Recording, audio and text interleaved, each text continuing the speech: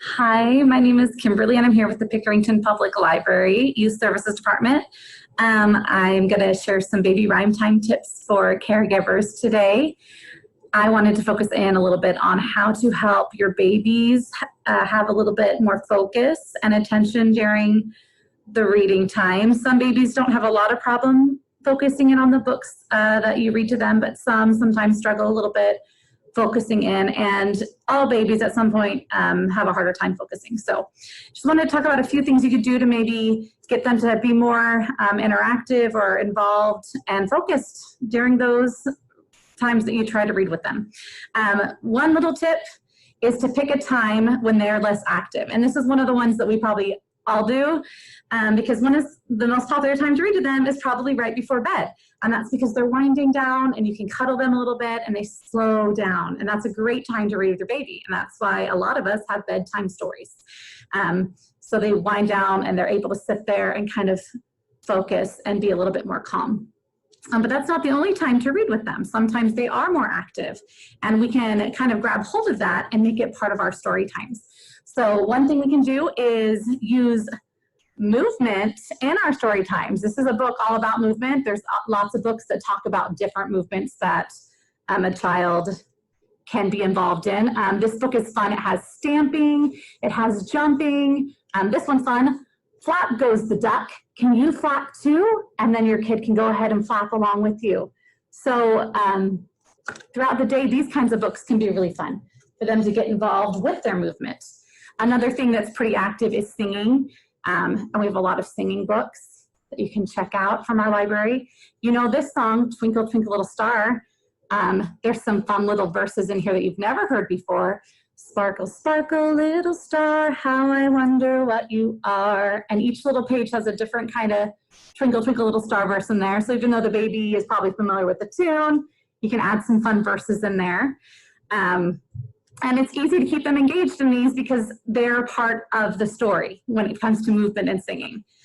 And another way to keep them a part of the story is to talk about the books you're reading. So even if they're like reading along with you just fine, they might start zoning out a little bit. So if you're reading this page and they start zoning out, giraffes, toys, and pillow and blanket do not fit either. And by, you're like 3 or 4 pages in and they're kind of zoning out.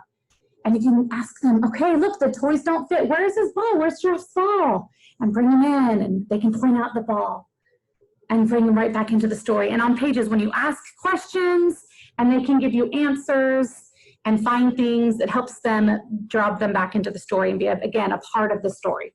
I think a lot of us do that intuitively, right?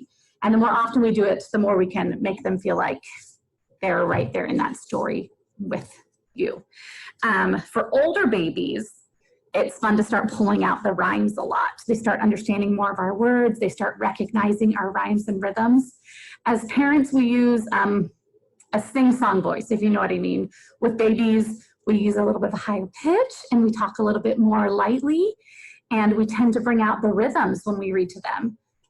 If you guys know the classic book, Goodnight Moon, on this page, it says, and two little kittens and a pair of mittens and a little toy house and a young, you can pause and they go, mouse. They can hear the rhyme coming. Those older babies will start filling in those blanks, and it's pretty cool. But draw out those rhymes so they're really obvious, all right? And they can start filling those in. That's a fun way to actually get them interactive as well. So when they're kind of calm and tired, they can focus a little bit by being, staying in place and just listening. When they're more active, you can get them involved by making them a part of the story. But either way, keep it short. It's okay to keep it short. They don't have the longest attention spans. Keeping books handy around the house is great. And you don't have to do long story times once a day. You can do little ones throughout the day. Anytime they just bring you a book, just read a few pages. That's totally fine as well. That works better for some babies to just read a little bit at a time. And then it's okay to know when to stop. If a book's not working, if a baby is just not having it, if your child loses interest, it's okay to return to it later. the last thing you want is to make a child have an adverse reaction to reading. We want them to love reading. And if they're just not feeling it, it's okay to call it a day and try that book another time. We want to raise readers, we want to make them love it, and make it a really positive experience for them. So hopefully some of these tips are helpful to help your babies focus in on reading and learn to love it as much as we do. So we will see you again next time on Baby Rhyme Time Tips.